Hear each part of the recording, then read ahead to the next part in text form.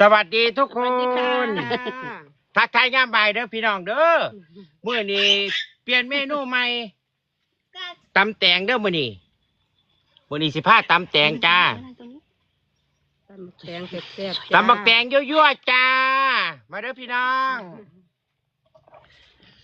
ก็เดือใส่บักพริกเด้อจ้า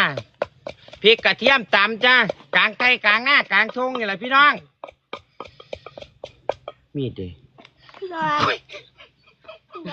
พี่น้องเบิ่งมีดปาดปักน้าว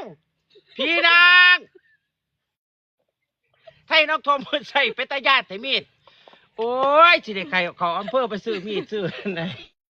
ยืดดอกอันดับต่อพี่น้องเด้อ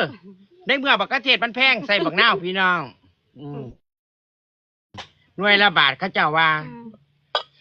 โอ้ย เริ่มแห้งแล้ว